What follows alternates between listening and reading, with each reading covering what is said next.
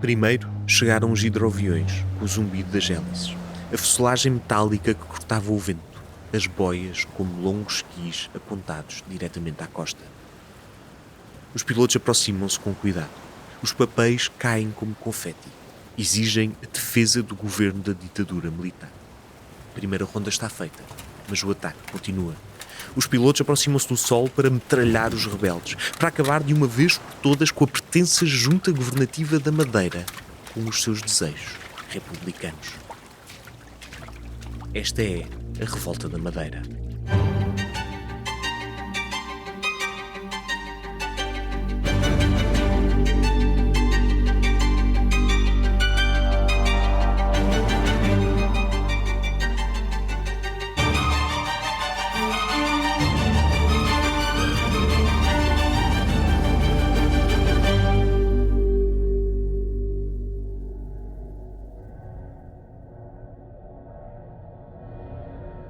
Olá a todos e bem-vindos a mais um episódio do Histórias da Revolução.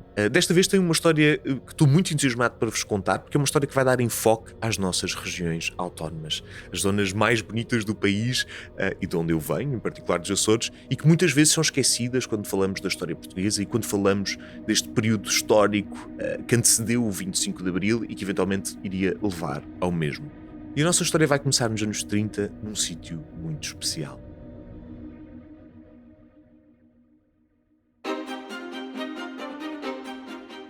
Região Autónoma da Madeira, 1929.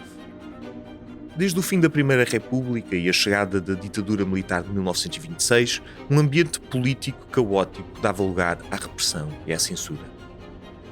António de Oliveira Salazar tinha subido na hierarquia ditatorial até concentrar em si o aparelho de Estado. E em 1928 iniciou uma política de austeridade, para a concretização da qual tomou o controle orçamental dos ministérios, aumentou as taxas alfandegárias sobre importações e criou novos impostos. Tudo num esforço de reduzir a despesa de Estado e, posto de forma simples, arrumar as contas. O lado autoritário da governação de Salazar causou revoltas que resultaram em centenas de deportados civis e militares para o ultramar, mas também para os Açores e Madeira. Entre eles estavam o general Adalberto Gastão de Sousa Dias e o coronel Fernando Augusto Freiria. Mas viria aí algo mais temível que qualquer revolta. A Quinta-feira Negra, em que a Bolsa de Valores colapsou sem aviso e abalou o mundo. Em Portugal continental, o efeito foi menor, levando a que Salazar fosse considerado o mago das finanças.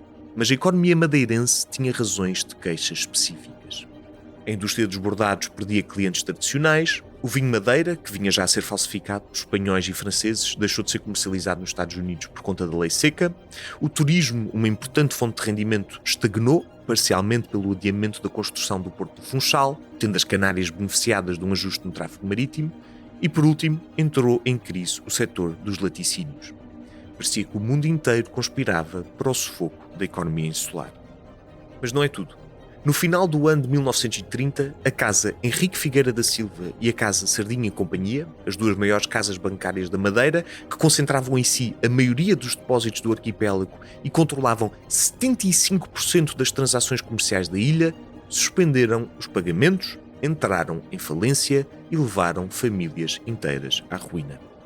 Sem a Figueira e a Sardinha, seguiu-se a dívida, o desemprego e a fome.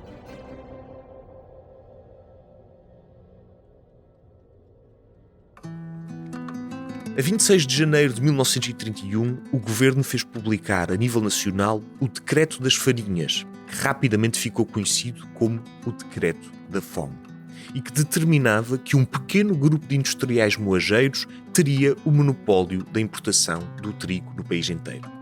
A intenção? Reduzir a importação de farinha.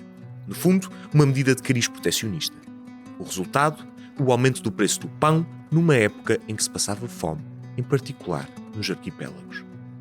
A reação madeirense foi imediata. A burguesia e o operariado madeirense manifestaram-se contra o decreto das farinhas nos jornais, e o tom dos protestos foi crescendo pelo mês de janeiro afora. Promoveu-se uma greve no comércio com gritos de "fecha, fecha" e o estalar seco de foguetes no ar. As palavras dos agitadores são ouvidas. O comércio do Funchal fechou as portas por vários dias. A Junta Geral do Distrito, o Ateneu Comercial e a Associação de Vendedores enviaram telegramas de protesto. Os membros locais do Partido Republicano Português publicaram uma nota oficiosa. E em contradição com a postura da estrutura nacional, a própria Comissão Distrital da União Nacional, ainda incipiente, exigiu a revogação do decreto. Rapidamente, a ilha tinha em mãos vários levantamentos populares. Ouviram-se palavras de ordem como revogação do decreto e queremos autonomia da Madeira. As autoridades aturaram-nos pacientemente e o próprio governador militar, o coronel José Maria de Freitas, fez saber em nota oficiosa que se não recebesse resposta do governo da ditadura, não daria cumprimento ao que já se chamava então o Decreto da Fome. Os moageiros foram ameaçados e as fábricas de moagem e padarias foram assaltadas por entre ruidosas manifestações. Ouviram-se tiros no centro do Funchal, que resultaram em 5 mortos e vários feridos. Pediu-se a intervenção militar, mas os soldados procederam com cuidado, recusando-se a atacar a população, o que levou ao desespero do governador, que, apesar das suas reservas enquanto ao decreto, ao tentar gerir a crise, viu contra si o povo, a polícia e os próprios oficiais da guarnição da Madeira. A mando do governo da ditadura, o coronel Silva Leal foi enviado para o Funchal para pôr fim à instabilidade. Mas quando chegou, a 9 de fevereiro, tudo parecia já normal. Regozijaram as forças conservadoras, mas acaba por ser a própria chegada de Silva Leal que destabilizou tudo de novo. A presença do seu destacamento de caçadores 5 e metralhadoras 1, ambas tropas de elite enviadas do continente, levou à greve do pessoal do Porto e, de novo, ao encerramento do comércio. Os madeirenses exigiam comida e autonomia, não tropas continentais.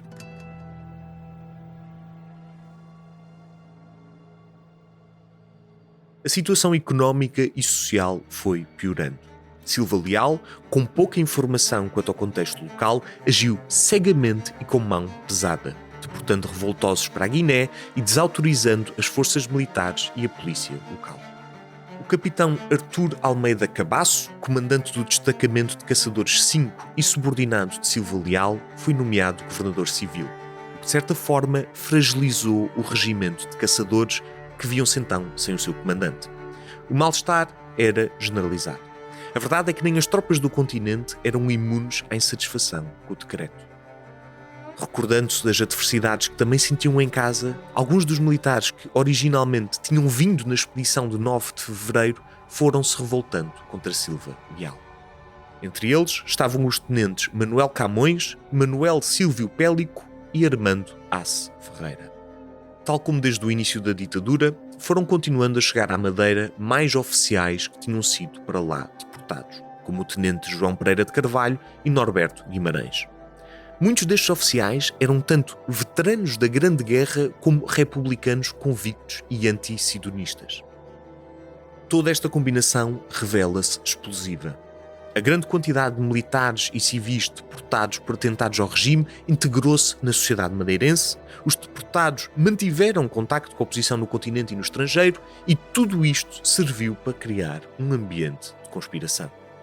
É deste grupo de tenentes do Caçadores 5 e Metralhadoras 1, as tropas do continente, e da guarnição militar da ilha que acabou por surgir o movimento de 4 de Abril. O momento parecia ser ideal. Escreveu Sebastião Costa. O espírito de indignação da população madeirense contra alguns dos recentes decretos e determinações da ditadura, as violências que o delegado especial Silva Leal está a exercer sobre os oficiais da guarnição, trouxeram ao problema revolucionário na Madeira uma situação que, ou se aproveita agora, ou nunca mais. E nesse sentido concluiu: ponderada a situação e assegurados como estamos de que os Açores secundarão vitoriosamente o nosso movimento, somos da opinião que o movimento, que temos a certeza de ser vitorioso na Madeira e Açores, romperá de vez o equilíbrio e a inércia de muitos e permitirá aos revolucionários no continente dar o seu golpe no mesmo dia e à mesma hora. Era no dia 4 de Abril que o cruzador Vasco da Gama partiria para o continente, deixando o regime comparativamente desprotegido na Madeira. O momento era oportuno e o golpe ecoaria em onda pelo Atlântico.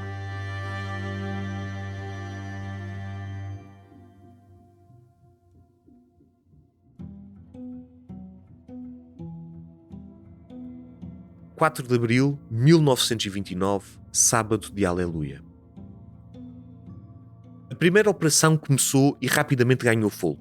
Foi liderada pelo tenente médico Manuel Ferreira Camões, que rapidamente dominou as unidades vindas do continente, os tais Caçadores 5 e Metralhadoras 1, e a guarnição da ilha, o Regimento Infantaria 13 e uma bateria de artilharia de costa.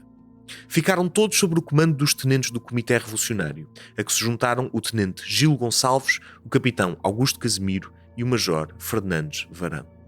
Os revoltosos invadiram o Palácio de São Lourenço sem qualquer resistência e deram ordem de prisão imediata ao coronel civil leal e aos governadores civis e militares, ocupando também o comissariado da polícia e os serviços de comunicação. O apoio popular crescia e a adesão militar era praticamente total. O posto de telégrafos, os correios e a polícia foram tomados. Em poucas horas, o golpe tinha sido um sucesso. Tomado o poder, foi feita a primeira proclamação à nação e ao exército. Enfocaram-se os verdadeiros princípios republicanos que nortearam o 5 de outubro, que levaram a que os militares não acatassem as ordens do enviado da ditadura e garantissem as liberdades fundamentais democráticas aos madeirenses. O general Sousa Dias, um dos deportados, constituiu com outros deportados de renome a Junta Militar. Sousa Dias tinha nascido em 1865 e vivido uma vida de luta pelo republicanismo.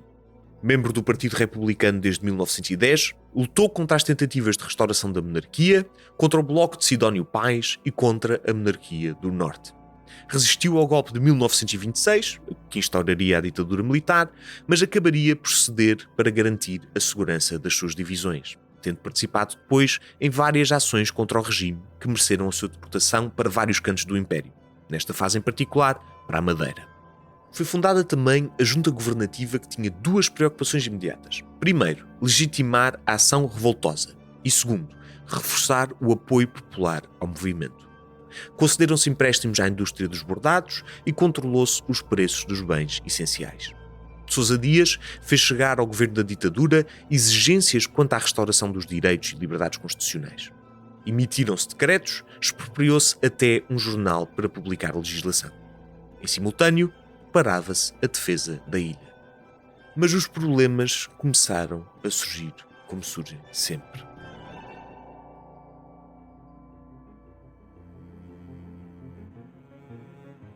Dos 1.600 soldados disponíveis aos revoltosos, metade eram reservistas sem treino e correspondiam-lhe apenas meia centena de sargentos e 3 dezenas de oficiais. Mais, as munições eram insuficientes e o número de armas era inferior ao número de soldados, algo que não costuma dar jeito numa revolução. Já o apoio exterior aos revoltosos era pouco mais do que moral, resumindo-se à distribuição de propaganda revolucionária. E fora de Portugal, apenas a notícias favoráveis nos jornais de Madrid, já que nesta altura Espanha também tinha entre mãos os seus próprios movimentos republicanos. A resposta do governo da ditadura não tardou. O coronel Fernando Borges foi enviado para as ilhas com 800 homens sob o seu comando. A ideia era criar uma base de operações na ilha do Porto Santo e daí esmagar a revolta na Madeira. Mas Fernando Borges não chegaria lá. Pelo caminho, ele e os seus homens seriam desviados para o outro foco da revolução, os Açores. Nos Açores, o movimento revolucionário começou em Angra do Heroísmo, na Ilha Terceira, a minha terra e inquestionavelmente o sítio mais bonito do país. Alargou-se depois a São Miguel, Graciosa e São Jorge e abalou o arquipélago durante 10 dias. Aqui, o movimento veio esmagadoramente dos deportados, do exterior, sendo que na Madeira tinha sido o caso oposto, um descontentamento local, orgânico, apoiado e potenciado pelos deportados. No dia 8 de abril, em Angra do Heroísmo, a Junta Revolucionária conseguiu entrar no Castelo de São João Batista, a poucos metros daquilo que viria a ser a minha casa, depois de obter a adesão dos subalternos e da maioria dos sargentos do castelo. De rompante, foram nomeados novos responsáveis para a Câmara Municipal, Estação Telegráfico Postal e Grupo de Polícia Civil. Foi garantida a adesão da Junta Geral, da Guarda Fiscal e da Alfândega. A revolta estendeu-se à vila da Praia da Vitória e a outras localidades da ilha, garantindo-se a estrutura desta nova ordem. Na tarde desse mesmo dia, Ponta Delgada foi também tomada pela insurreição, sem nenhuma resistência da guarnição local, que aderiu ao movimento de um número reduzido de deportados, tanto militares como civis, que tomou conta dos quartéis de infantaria e artilharia, bem como de serviços públicos como os correios e os telefones. Estava em curso uma verdadeira revolta das ilhas. Na Madeira, o ambiente aquecia. O contra-torpedeiro London, da Marinha Britânica, estacionado em Gibraltar, foi enviado para o largo da ilha para proteger os interesses e propriedades britânicas na ilha. Houve a preocupação de criar uma zona neutra no Funchal, em alguns hotéis onde os cidadãos estrangeiros se pudessem refugiar. Foi aqui que os fuzileiros britânicos, a bordo do London, desembarcaram e montaram guarda. A revolução começava a ganhar outra escala. Tropas estrangeiras ocupavam território nacional em defesa dos seus interesses e declaravam zonas neutras em defesa dos seus cidadãos. Os ingleses agiam mais rapidamente que as forças do regime. As chances de sucesso dos revoltosos eram, já de si, talvez poucas, mas o papel inglês nos procedimentos é mais importante do que parece. Foi a ação do embaixador britânico em Lisboa, Sir Francis Lindley, que levou à intervenção de navios de guerra britânicos. Mas, mais crucialmente, foi ele quem conseguiu autorização para a venda de armamento ao governo ditatorial, numa clara medida de apoio ao regime. Lisboa quis de facto reagir rapidamente e em força, mas receava que a revolta estalasse também num continente desguarnecido, ocupado a combater no Atlântico. No dia 10 de abril, o coronel Fernando Borges chegou à Ilha do Faial, onde a guarnição militar da Horta não tinha aderido ao movimento e montou campo na ilha. Foi nesta altura que o movimento iniciado na Terceira se estendeu então à Graciosa e São Jorge. Em ambas o processo foi semelhante ao da Terceira, e terminadas as operações nessas ilhas, as mesmas iriam enviar alguns dos seus deputados de volta para a Terceira para apoiar a Revolução. Subitamente, um novo imprevisto.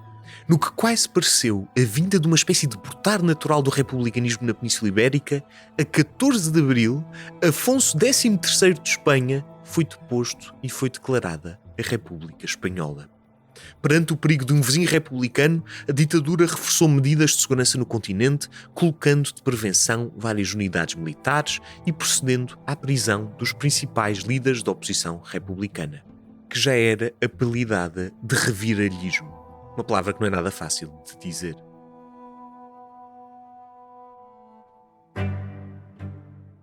Já nos Açores, no dia seguinte, Ferreira Borges começou a sua campanha partindo da Horta Faial e tomando primeiro a Ilha de São Jorge. Partem também da Horta expedições para a Terceira e São Miguel. À Terceira chegou o cruzador Carvalho Araújo e 3 hidroaviões que lançaram proclamações incitando à revolta dos habitantes contra as autoridades ilegítimas. A 17 de abril rendeu-se Angra do Heroísmo. No dia seguinte, a Praia da Vitória, sem qualquer oposição. Em São Miguel, houve um pequeno foco de resistência, mas com parco apoio militar e popular. Alguns republicanos embarcaram no navio Pero Alenquer, rumo à Madeira, para apoiar lá a luta contra as tropas do regime. Resta apenas a resistência das tropas comandadas por Carvalho Braga, no castelo de São Brás, em Ponta Delgada, São Miguel. No resto dos Açores, a revolta tinha terminado. Um caso curioso é o da Guiné, onde a revolução também tinha despontado, e onde também se tinha criado uma junta revolucionária sob a liderança do coronel Gonçalo Monteiro Filipe, que com uma vintena de homens tomou o quartel do Bulama e prendeu todos os oficiais. Tentaram também obter o apoio de Cabo Verde, mas sem sucesso, e não passaria um mês até terem de se render ao delegado enviado pelo governo ditatorial. Fazendo aqui uma breve pausa, porque realmente é muita informação e muita coisa ao mesmo tempo, a revolta está ainda em força na Madeira, nos Açores já começou a desaparecer resistindo apenas em São Miguel, mas também temos focos e apontamentos na Guiné e tentativas em Cabo Verde, sendo que, em Portugal continental, a nova Espanha republicana pairava como um espectro do republicanismo sobre a ditadura militar.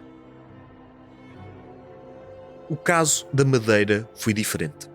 Lá, os revoltosos tinham mais meios e era necessária uma expedição mais imponente. Para esse efeito, seguiram 2 contingentes para a ilha. o mais importante dos quais chefiados pelo próprio Ministro da Marinha, o Comandante Magalhães Correia, à frente de 1.800 homens, animais, viaturas e hidroaviões. No dia 26, começariam as hostilidades. Os hidroaviões do governo distribuíram propaganda pela ilha e abriram fogo de metralhadora sobre a vila do Caniçal. Acompanharam-nos o fogo da canhoeira Ibo, que causou danos consideráveis.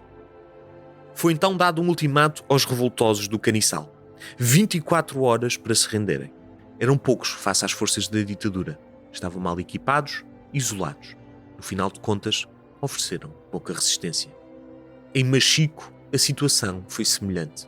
O quartel-general revolucionário decidiu organizar uma linha de resistência que acabou por falhar no seu objetivo.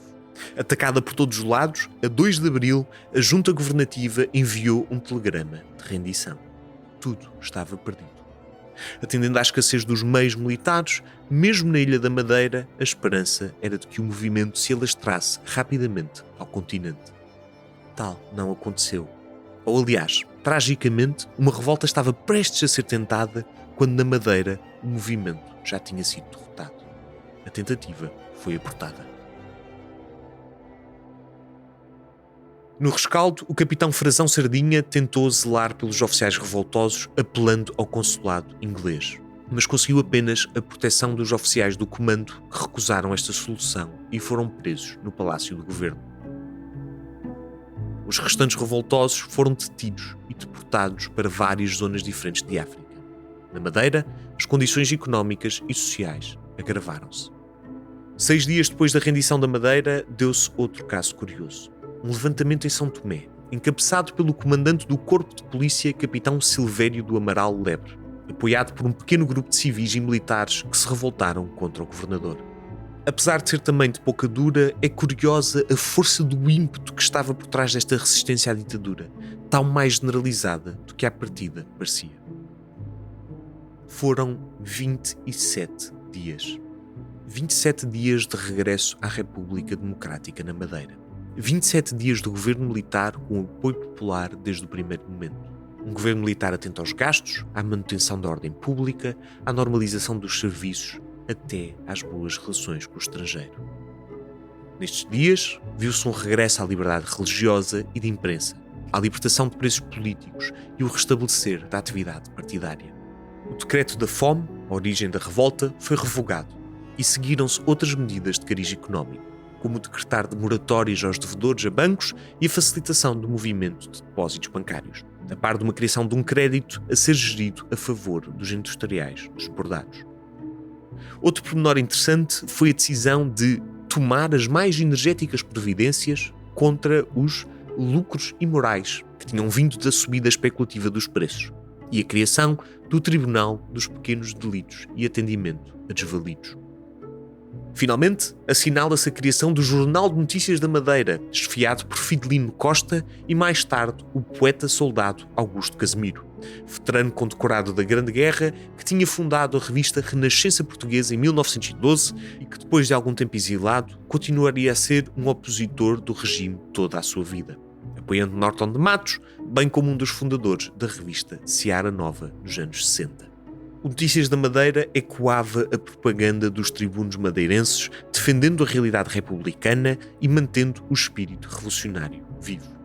Esperava-se que este se alastrasse para além das ilhas e da Guiné, principalmente para o continente português, trazendo consigo o regresso à normalidade constitucional. Tal não viria a acontecer. Sousa Dias foi demitido sem pensão, direitos ou honras. Foi internado no campo de concentração de presos políticos de São Nicolau, em Cabo Verde, e lá passou os últimos anos. Morreu no Mindelo, em 1935, ainda dedicado à luta contra o regime. A derrota da Revolta da Madeira foi o fim do movimento demo-liberal. Embora, nesse mesmo ano, durante a Revolta de 26 de agosto, por breves momentos, tudo parecia ainda possível. Estas revoltas tiveram consequências para a ditadura militar. O regime exercia doravante mais caução quanto aos seus oposicionistas. A 17 de maio, o Governo e a União Nacional organizaram uma grande manifestação em Lisboa, celebrando a vitória sobre os revoltosos. O aparelho de Estado endureceu os seus meios repressivos, demitiu revoltosos e enviou-os para campos de concentração em locais remotos como Cabo Verde ou Timor.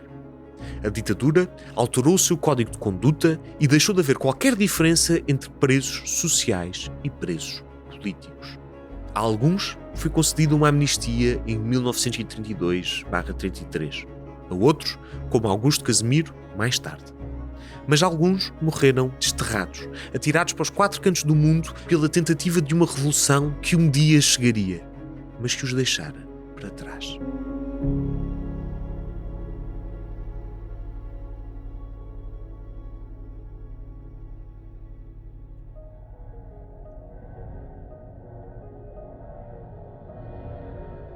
Aquela que ficou conhecida como a Revolta da Madeira, e que também devia ser a Revolta dos Açores, é um marco importantíssimo para nos relembrar que a Revolução não foi só em 74.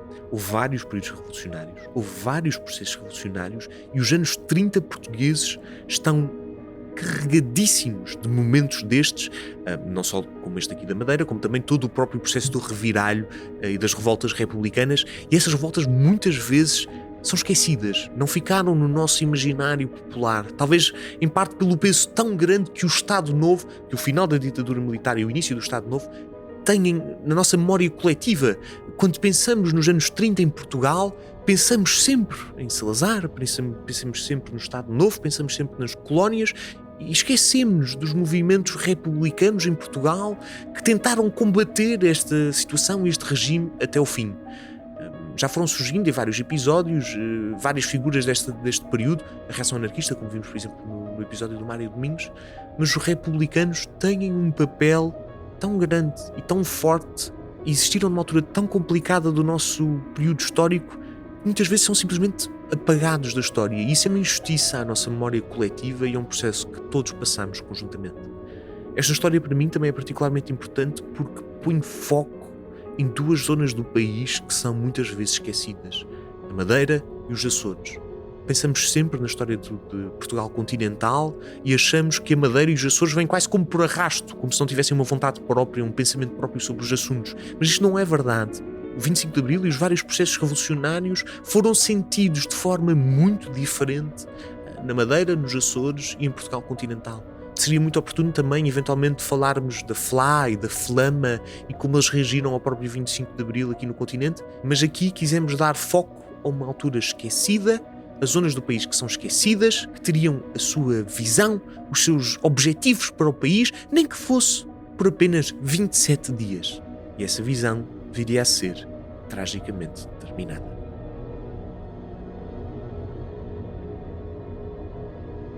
Se gostaram deste episódio, e em particular se têm amigos na Madeira e nos Açores, façam questão de lhes mandar este episódio para eles ficarem a par de uma parte inesquecível da sua própria história. Partilhem, façam um like, comentem e, se possível, deem-nos uma avaliação de 5 estrelas. Obrigado a todos. Histórias da Revolução é um programa da série Sapiens, produzido pela Borá Podcasts, narrado por Luís Francisco Souza.